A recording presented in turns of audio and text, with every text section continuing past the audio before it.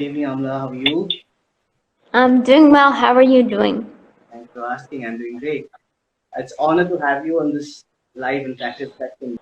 Thank you. It's nice to talk with such a prestigious group. You guys are. It looks like you're in Pan India. I didn't realize. Thanks for your kind words. We're just trying to put a little effort with our initiative. Ma'am, let's quickly talk about yourself.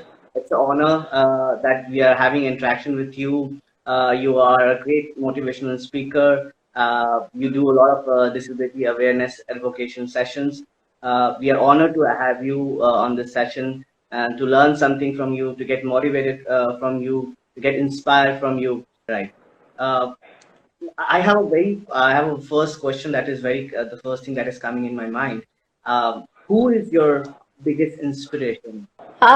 So I was diagnosed at very pretty young age. So at that age, you don't really have a fallback group or a support group.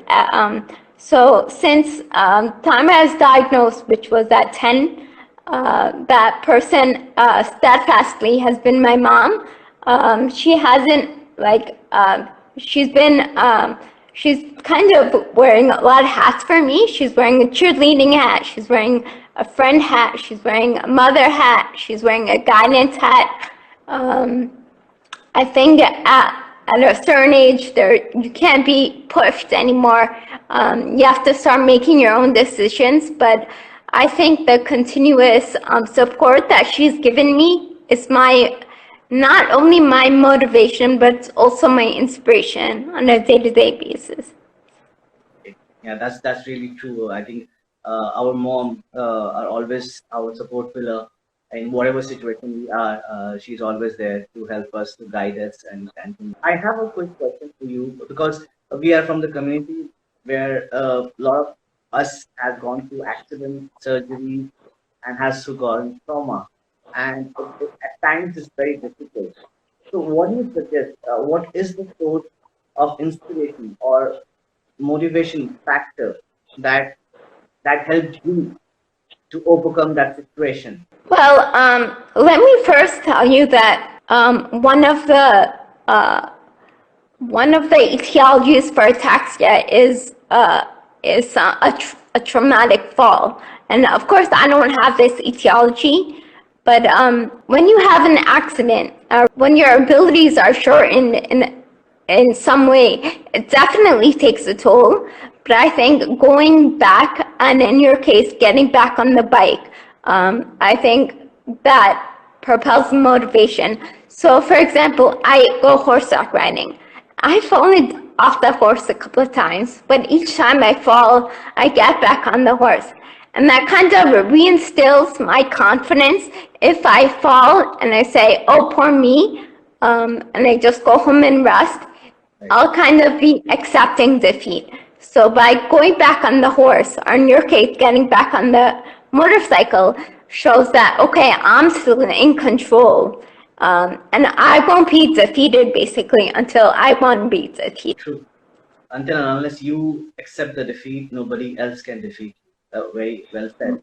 Yeah. It's really inspiring to talk to you how you have overcome the situation and overcome inspiring so many people around. Uh, if you have to give a message to the audience who are watching, or people who are going through depression, people who are going through neurological disorders. There are a couple of messages that I want to give. The first message is to most of us adults is do what you like and like what you do.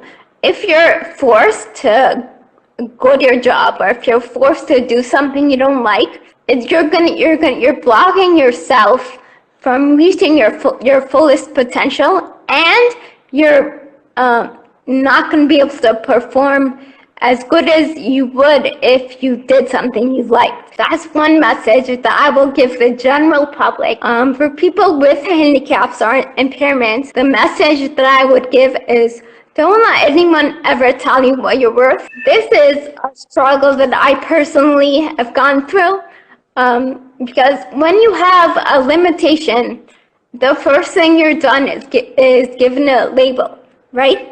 disability. Now, if you look at the word disability, it has the prefix of dis. The word dis is associated with words like dislike, disillusion, disappointment, basically low energy words that give words a negative connotation.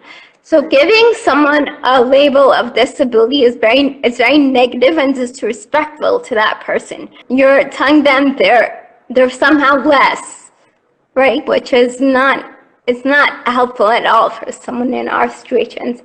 Because like I said in a recent article, in a recent interaction that I had, is that people like me are just like people like you, right? The only difference is that I've gone through more things and I probably have to deal with more stuff than you, whether it's physical or mental or emotional, right? So I think that's one consideration that we should all think about, and I definitely think that people in my situation should stop looking at labels and tags and let other people define themselves. I think they should look within and find their own uniqueness, because everyone has an ability that is unique to themselves.